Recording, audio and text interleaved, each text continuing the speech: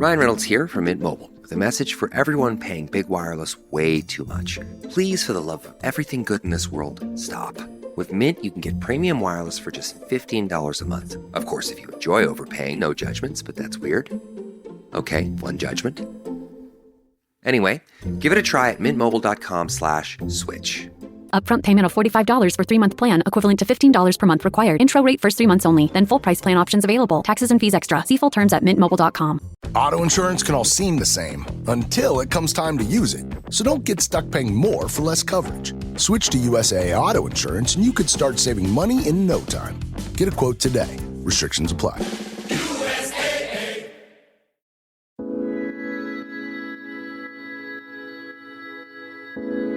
Hi everyone, welcome to Living Well with Janet, where we explore different health and wellness topics to enrich our ever-evolving personal practices. I'm your host, Janet.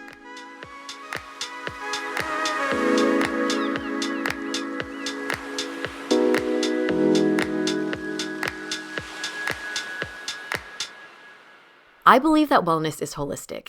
It's not just about the food that we eat, the way we move our bodies, sleep, or meditation. It's also about the relationships in our lives. And key among these relationships is the one we have with our chosen life partner. So in light of Valentine's Day, I want to dedicate today's episode to this very special type of relationship. According to the U.S. Census Bureau, the median age at first marriage in 2022 was about 28 for a woman and about 30 for a man. At 37 and 44, my current partner and I are just beginning our journey together about a decade past the average person in the U.S. Neither of us have been married or have any kids, and we've both established that, well, we want to get married and have kids.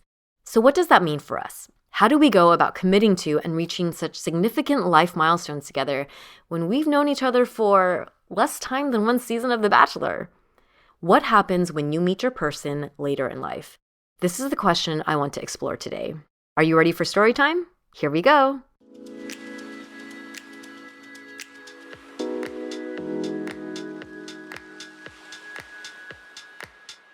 It was a slightly chilly summer evening in Los Feliz. I threw on a long-sleeve button-up over the tank top and shorts I had worn all day in that Los Angeles summer heat, serving boba drinks to happy festival goers at the 88 Rising Music Festival. I changed my sneakers for black boots, touched up my eyeliner and blush, and put on some lip gloss. There, I thought. Casual and comfortable, but a bit of effort. As I walked up to the quaintly lit sign and windows of the restaurant and bar he had suggested, I scanned the crowd of potential diners waiting for seats, not really sure what face I was looking for. I looked down at my phone and I saw a new text message pop up, reading, "Walking up." I looked up nervously. Whew, here we go. What if he looks different than his pictures? What if the chemistry is different in person? What if I'm not attracted? Then I saw the top of a man's head, volumized black hair moving forward at a steady pace. Slowly, the bodies of strangers parted and gave way to a soft but well-structured face. A casual but clean black t-shirt and fitted dark denim jeans on a frame that reflected that tall and lanky build that makes me feel both protected but also an equal. I exhaled in pleasant relief. In the next few moments, my mouth and body performed the formalities of greeting like muscle memory. And slowly, my lips parted into a smile that strengthened that pleasant feeling in my gut. I'd like to be able to say that in that exact moment, I knew that he was the one. And while that one moment did lead to many more wonderful moments and months of dating, neither of us knew exactly in that first moment of meeting that we saw a future life with this person.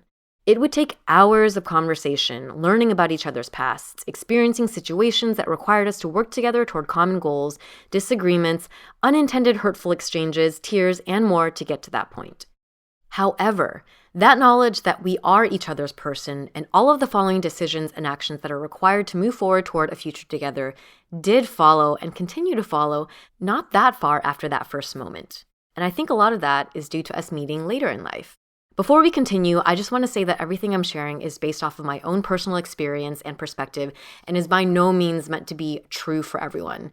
Nor am I advocating for committing to a partner at any specific age. I really think there's no right or wrong way or time to find and commit to your life partner. However, I do believe that the relationship journey can be very different when you meet your partner later in life than when you're younger. And when I think back to my partner and my journey so far, as two individuals who met over the age of 35 and want to build a family together, I think there are three critical stages that we faced and continue to face as a couple, aiming toward that shared future. And we experience these stages pretty differently and at a different pace than I think we would have if we met when we were younger. The first stage I like to call is the I know I like you stage. This is where you figure out that you both align on your top values and also on your future goals. It's also the stage where you can say, I am definitely attracted to this person. I feel a chemistry with them. There are moments when I'm in awe of them, and I know that I really respect this individual. For me, this happened pretty quickly. We first exchanged messages on the dating app on August 15th. And less than a month later, by September 7th, after our fourth date at Kombu Sushi in Silver Lake, we had both deleted our apps. I distinctly remember coming home from that fourth date and feeling confident that I knew I really liked this man, and that I also felt so lucky that he had expressed feeling the same way for me. When I think back to how I was in my 20s or when I was younger versus now in my mid-30s, I think that a lot of the things I was attracted to and what I valued and my future goals were quite different. At that time, I knew I wanted a family, but I had not yet felt the strong desire to work through all the details about how it was I wanted to raise them, what values are important to me to pass down, what are the characteristics I'm looking for in the potential father of my future children.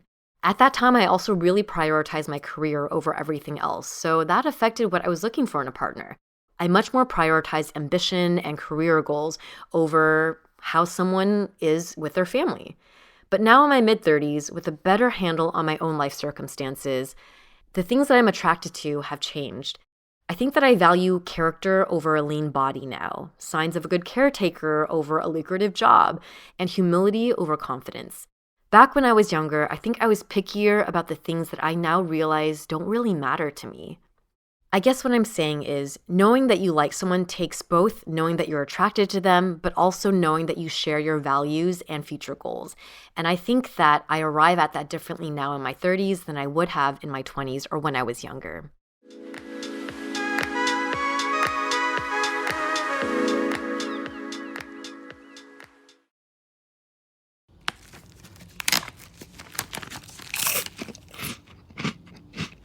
Uh-oh, the last cookie. You can get a new box of cookies in as fast as an hour with Walmart Express Delivery. Are you my guilty self-conscience? No, I'm the voice offering you promo code EXPRESS for free delivery on your first order. Hey, who ate my cookies? You mean, these cookies? Order now. Welcome to your Walmart. Promotion valid for first express delivery order. $50 minimum subject to availability. Restrictions apply.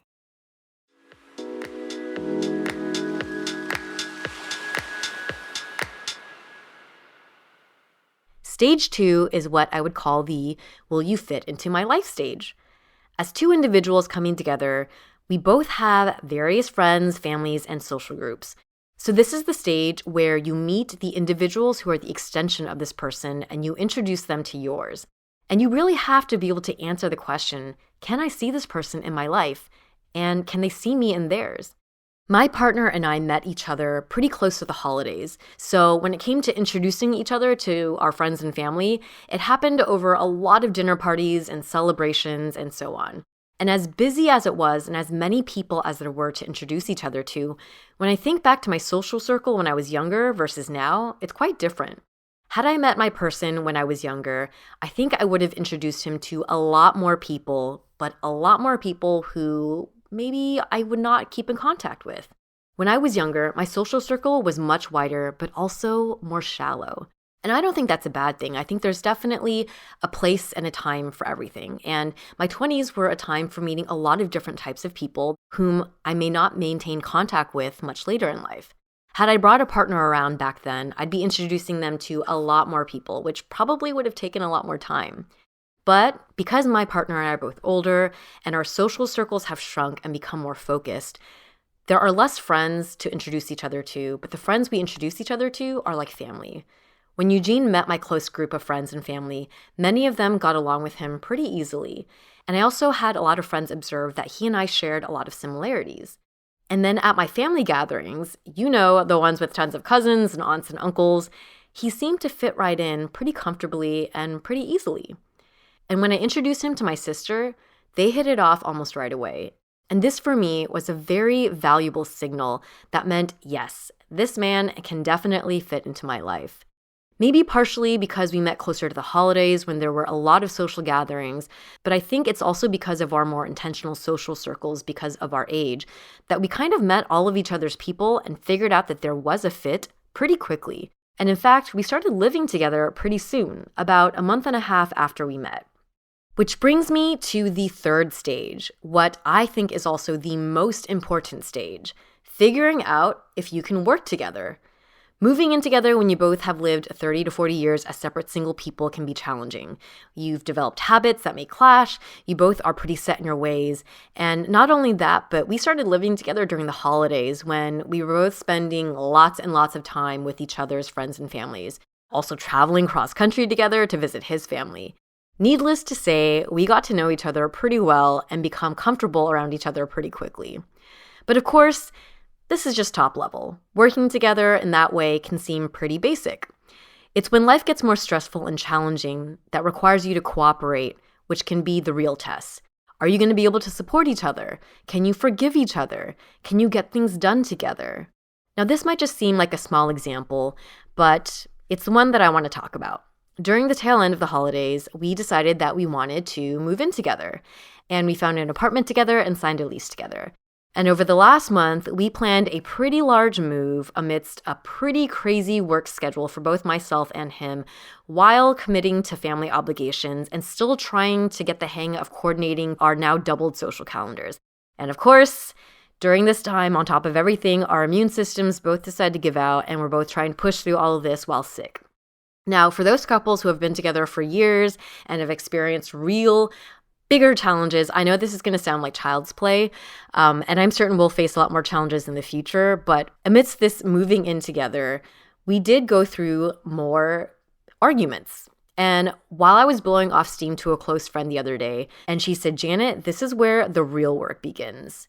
What you're sharing with me may not be red flags or reasons why you would leave a person, but how you handle these arguments, whether you both decide to confront and work through these moments of strain, will determine if you're able to build a stronger foundation for your relationship."